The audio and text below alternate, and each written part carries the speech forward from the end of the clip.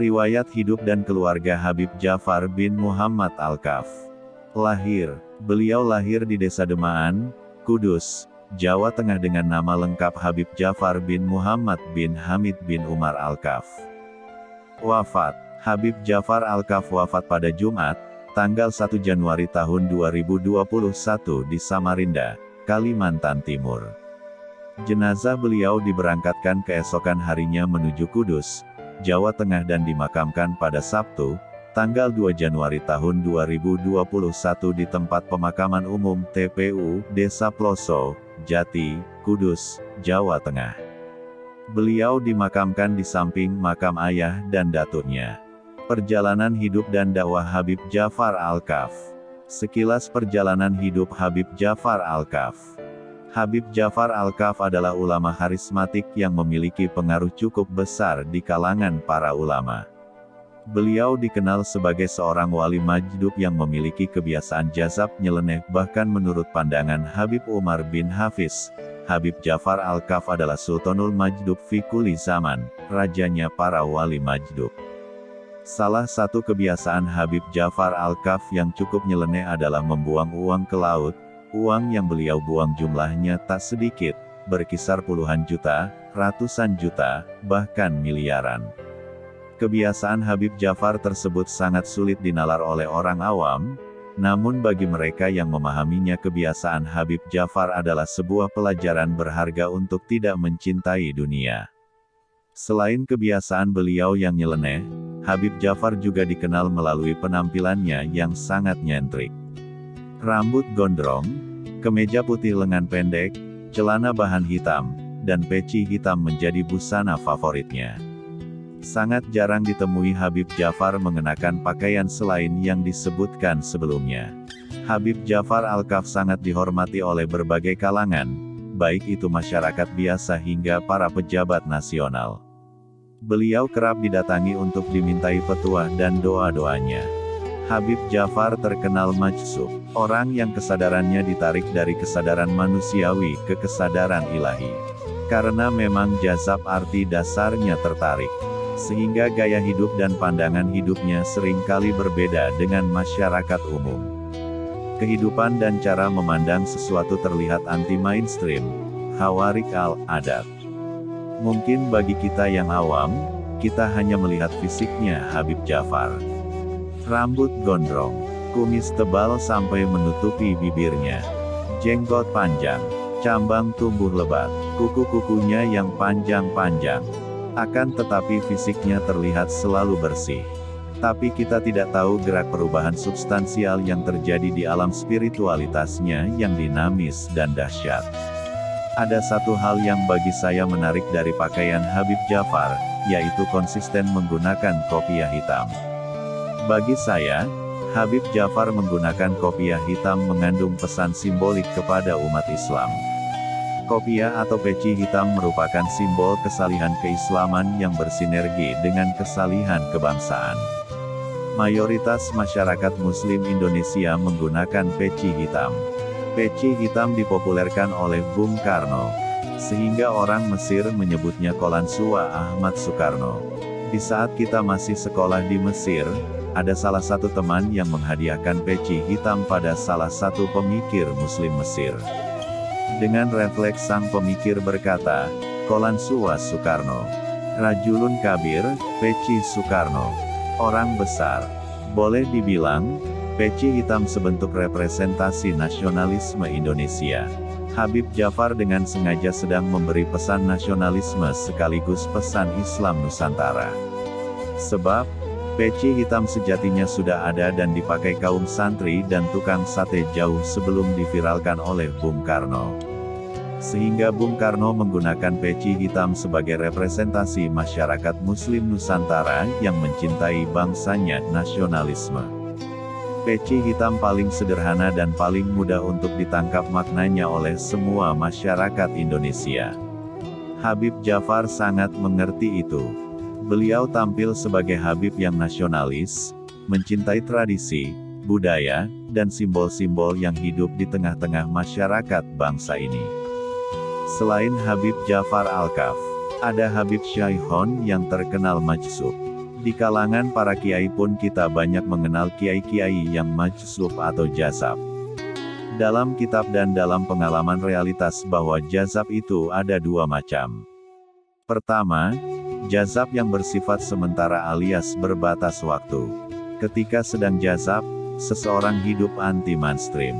Setelah move on dari jazabnya, ia kembali hidup seperti manusia pada umumnya. Kedua, jazab yang bersifat semi-permanen sampai ajal menjemputnya. Karomah Habib Ja'far bin Muhammad Al-Kaf. Mengetahui sesuatu sebelum terjadi. Pernah suatu ketika Gus Dur memasuki salah satu mal di Jakarta. Entah bertujuan apa gerangan ke mal. Boleh jadi mau ke Gramedia atau ke bagian pakaian. Secara tidak sengaja, kebetulan, ada seseorang yang memanggil, Gus Dur. Merasa ada yang memanggil, Gus Dur pun menoleh ke arah orang yang memanggilnya. Ternyata yang memanggil adalah orang yang sangat dikenal oleh Gus Dur, yaitu Habib Ja'far Al-Kaf Kudus. Karena memang mereka berdua sahabat karib, Gus Dur menghentikan langkahnya dan berbelok menuju dan menghampiri Habib Ja'far Al-Kaf Kudus. Mereka berjabat tangan erat, masing-masing tanya kabar dan berbicara ringan. Ngobrol ngalor ngidul. Tiba-tiba saja Habib Ja'far mengajak Gus Dur berkunjung ke toko kaset. Ya, toko kaset pita, karena ini kisah jauh sebelum reformasi. Orba sedang di atas puncak kekuasaan dan kekuatannya. Gus Dur masih ketua PBNU. Habib Ja'far tahu kalau Gus Dur suka musik. Gus Dur pun bersemangat mengikuti ajakannya.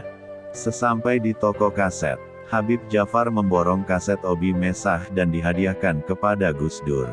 Sambil memberikan kaset-kaset ke Gus Dur, Habib Ja'far berkata, "Ini Gus, kaset yang bagus sekali," sembari menunjukkan kaset Obi Mesah. Lanjut Habib Ja'far, "Begini lagunya Gus, sungguh aneh tapi nyata. Orang buta jadi presiden," dengan suara lantang dan dinyanyikan berkali-kali oleh Habib Ja'far. Syair itu gubahan atau plesetan Habib Ja'far dari sepenggal syair, "Sungguh aneh tapi nyata, takkan terlupa," yang terdapat dalam lagu Kisah Kasih di Sekolah, Obi Mesah yang meluncur tahun 1987. Tentu saja Habib Ja'far tidak berniat menghina dengan kata buta. Akan tetapi Habib Ja'far sedang menyuarakan suara hatinya yang jujur atas suatu misteri masa depan yang akan terjadi.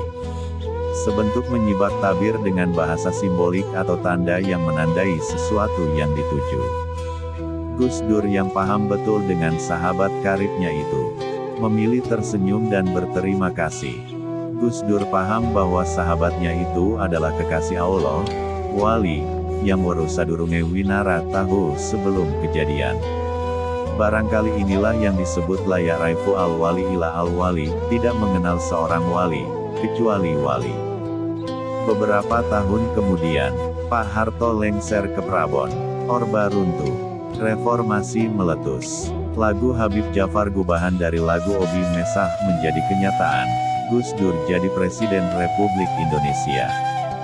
Beliau memiliki karomah warusadurunge winara. Habib Ja'far pernah memberikan tanda tentang dua pemilihan presiden, SBY dan Jokowi.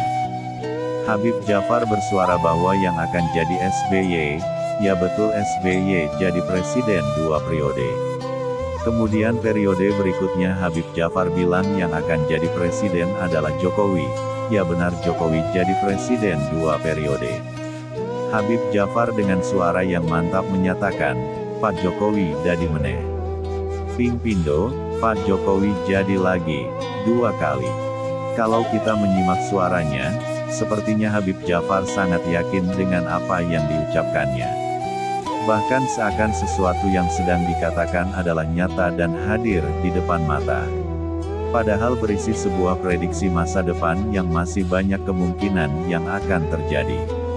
Sebab, seringkali beliau mengatakannya berkali-kali. Jokowi presiden. Jokowi dadi meneh. Jokowi dadi meneh. Dapat mengetahui santet dari jarak jauh. Habib Noval Muthohar menceritakan sekitar 2006-an. Waktu itu saat malam menjelang jam 1 dini hari, Habib Noufal Muthohar masih terjaga dan belum mengantuk. Entah karena apa, tiba-tiba terbersit dalam hati beliau suatu kalimat yang jelas, segeralah tadarus Quran. Suara hati itu coba ditepis. Karena selama ini, tidak terbiasa tadarus Quran tengah malam. Semakin menolak, bisikan hati itu semakin kuat. Lalu beliau berwudu, sholat sunnah 2 rakaat, dan mulai tadarus Quran. Baru tadarus beberapa halaman, tiba-tiba ada suara yang sangat keras, sepertinya suara tersebut tepat di atas di genteng di atas beliau. Duar, sangat keras, dan mengagetkan. Tidak tahu suara apa, lantas tiba-tiba hati beliau berbisik dan berkata, ini santet. Tubuh beliau terasa merinding dan segera meruskan tadarus Quran dan membaca segala macam wirid. Berdegup keras jantung beliau dan perasaan was-was semakin melanda. Hingga tidak bisa tidur sampai subuh. Usai salat subuh beliau bertanya kepada uminya, Ibu, apakah mendengar suara keras? Dijawab tidak mendengar sama sekali. Semakin penasaran, segera dilihat di atas genteng. Apakah ada bekas-bekas mercon yang mungkin dinyalakan orang iseng? Di atas genteng tidak ada sesuatu apapun. Semakin penasaran, apa yang terjadi malam tadi? Hingga jam 8 pagi tidak bisa tertidur. Masih berpikir tentang kejadian semalam. Tiba-tiba handphone berdering. Lalu diangkat. Suara di seberang telepon adalah suara Habibana Jafar bin Muhammad Al-Kaf. Kalimat pertama yang diucapkan beliau adalah pertanyaan, Vel, kowe selamat ya Vel, kamu selamat ya. Belum sempat dijawab, beliau sudah berkata lagi, kuwi sing nyerang kowe, wong sing iri karo kowe, itu yang menyerangmu adalah orang yang iri sama kamu. Habib Noufal Muthohar belum menjawab. Beliau kembali berkata, ono sing meh nyatet kowe, ada yang mau menyantetmu. Lalu Habib Jafar marah dan berkata, nek mbok balik ke wonge mati, kalau engkau kembalikan santetnya orangnya mati. Beliau marah sekali, berkali-kali bilang, sing meh nyatet kowe kuwi, wong sing iri karo kowe, orang yang mau menyantetmu adalah orang yang iri sama kamu. Habib Noufal Muthohar belum pernah melihat Habib Jafar marah seperti ini. Bahkan hingga beliau wafat pun tidak pernah melihat beliau semarah ini. Lalu Habib Noufal Muthohar berkata, wes aku didoake wae Bib, sing penting aku selamat sudah. Aku didoakan saja Bib, yang penting aku selamat Bib. Marah beliau mulai mereda dan berkata, iyo, sing penting kowe selamat, tak doake mbok amini yo iya, yang penting kamu selamat. Nanti aku doa entar kamu amini ya. Habib Jafar berdoa dan Habib Noufal Muthohar mengaminkan. Telepon kemudian ditutup. Habib Noufal Muthohar masih bingung. Ini ada apa? Siapa yang memberitahu Habib Jafar? Padahal Habib Noufal Muthohar di Semarang, Habib Jafar di Jakarta. Padahal umi beliau yang serumah tidak aku beritahu. Lalu kemudian menelpon Mbah Fauzi, nomor orang yang menelponnya.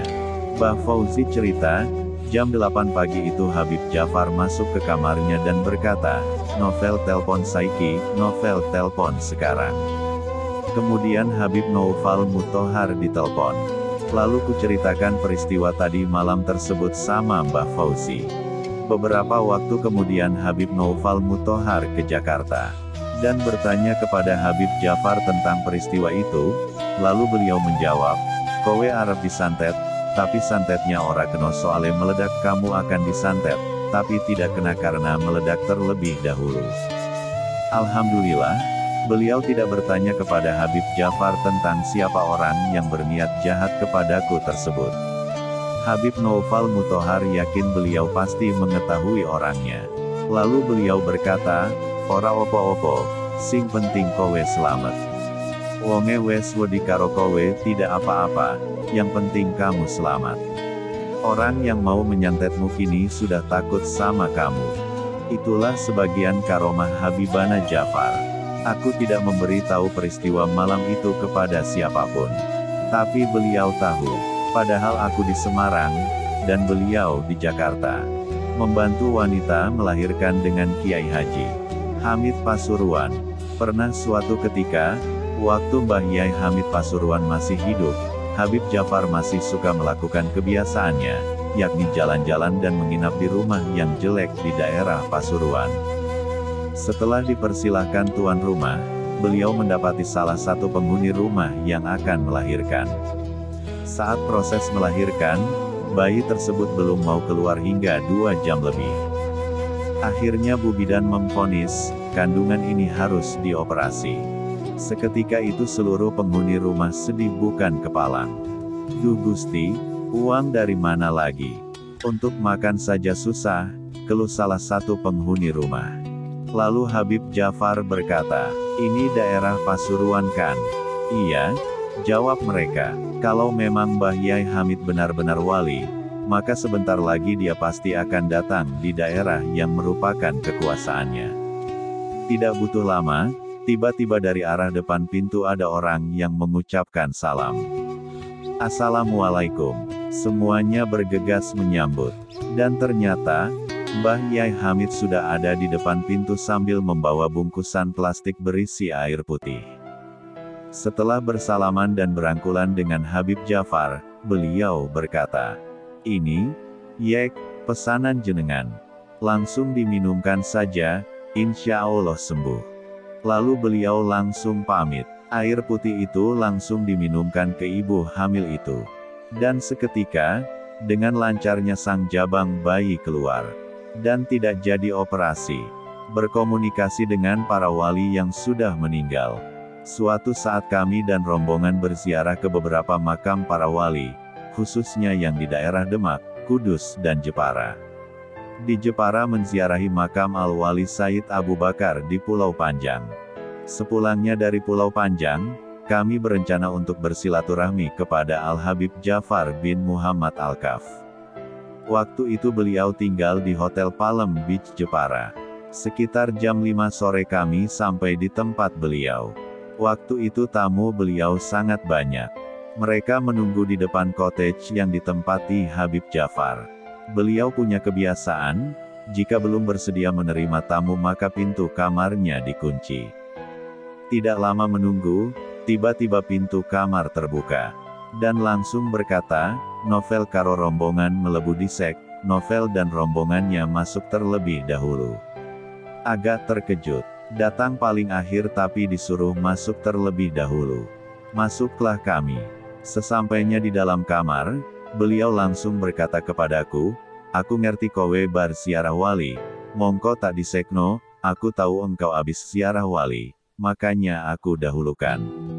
Makdek, Habib Jafar tahu kalau kami abis berziarah.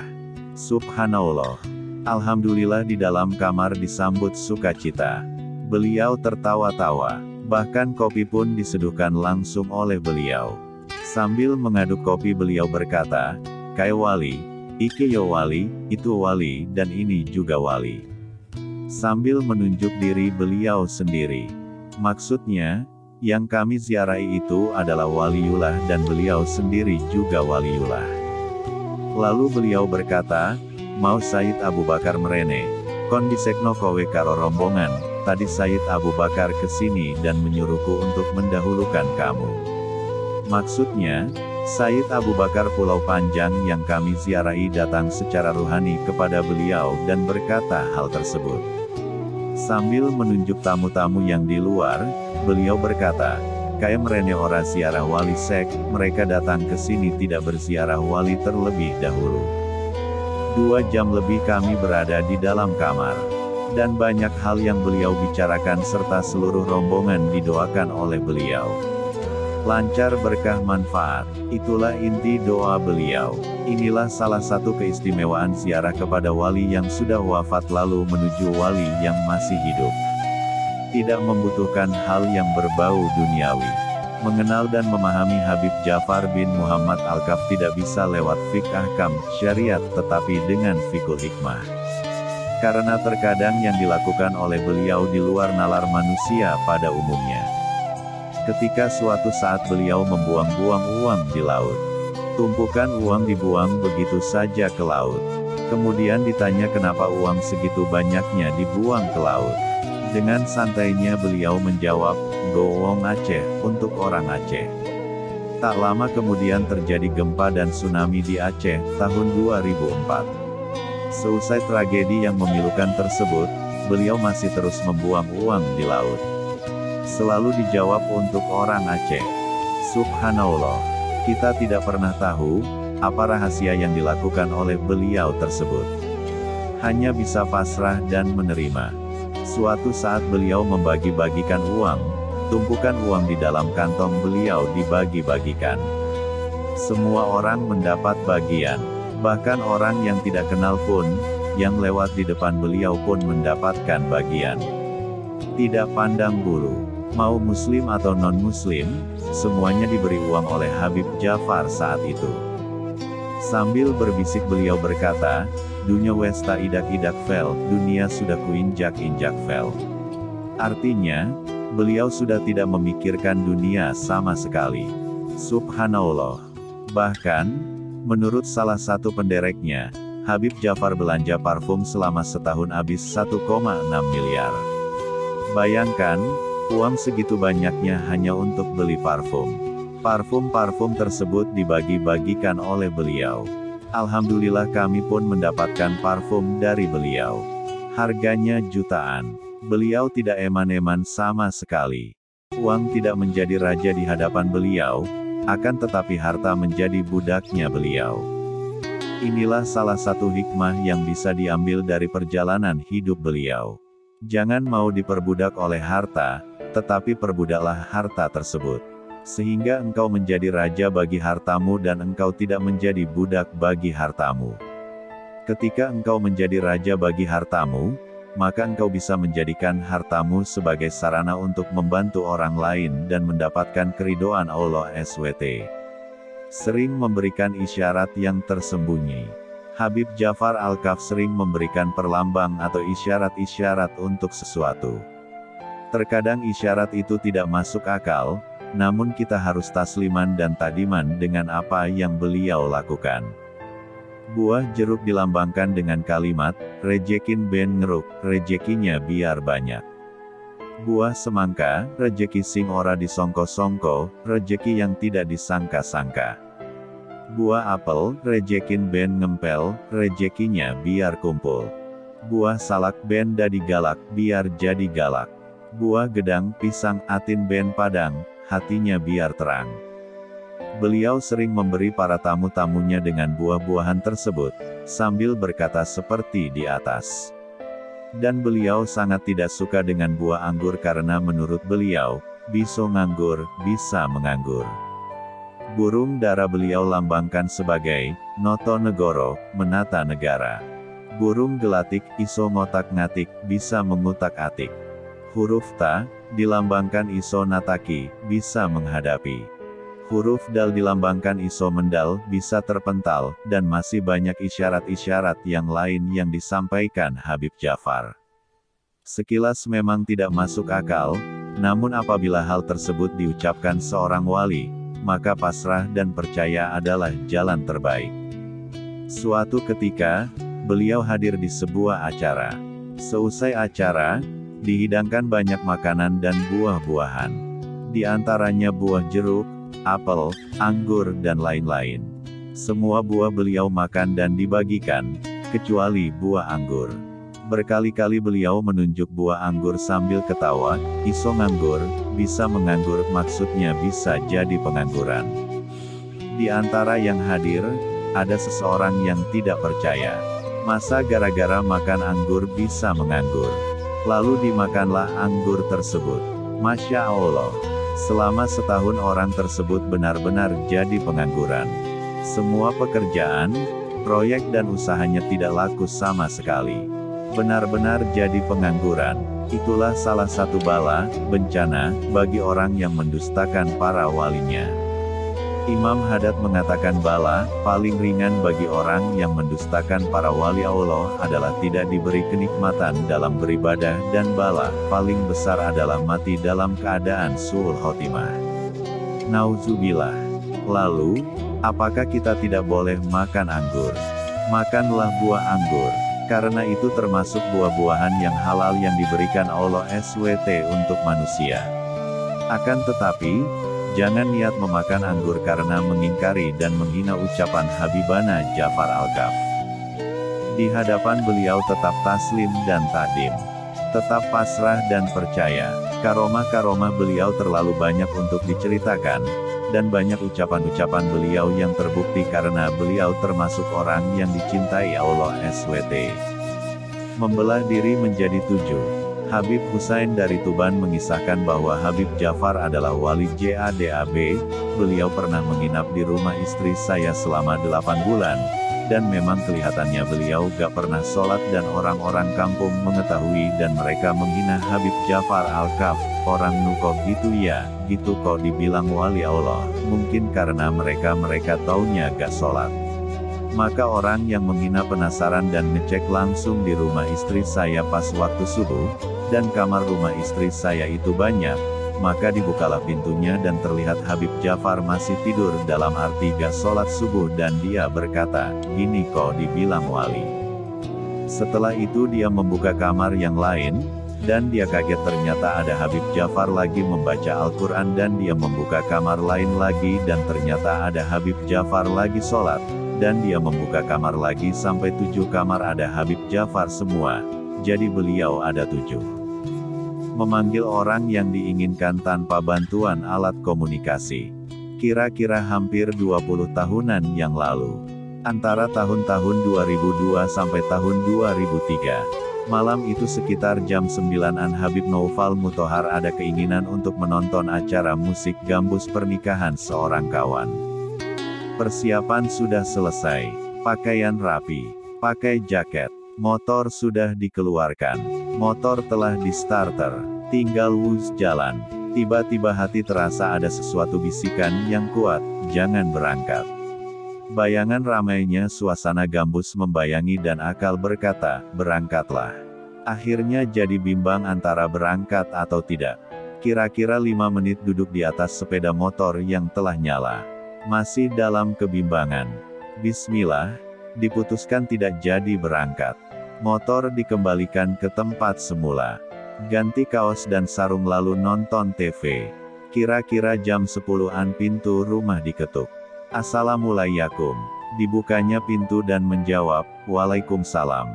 Ternyata tamu tersebut adalah Habib Jafar bin Muhammad Alkaf. Beliau didampingi pendereknya. Belum juga kupersilahkan duduk, beliau langsung berkata, aku ngerti kowe meh metu makane tak pilo-pilo sek, aku tahu engkau mau keluar makanya aku pilo-pilo dulu. Beliau berkata sambil memegang telinganya. Beliau lalu melanjutkan, Vel, ojo metu sek aku meh teko Vel, jangan keluar dulu aku mau datang. Pilo-pilo adalah bahasa beliau untuk mencegah orang yang mau beliau datangi bepergian atau memanggil seseorang yang beliau kehendaki. Aneh memang, tapi ini nyata, dan malam itu bukti yang nyata, sudah siap untuk bepergian lalu tiba-tiba tidak jadi berangkat. Ternyata sudah dipilo-pilo sama Habibana Jafar hehe. Dan malam itu beliau pulang jam 1-an dini hari. Pernah juga lagi duduk bersama beliau. Lalu Habib Jafar menghendaki seseorang datang, lantas beliau memegang salah satu telinganya dan berkata, pilo-pilo si fulan teko, pilo-pilo si fulan datang. Subhanallah, sejam kemudian orang yang dimaksud datang menemui beliau.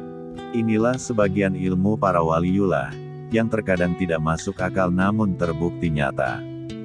Keteladanan Habib Jafar bin Muhammad Alkaf.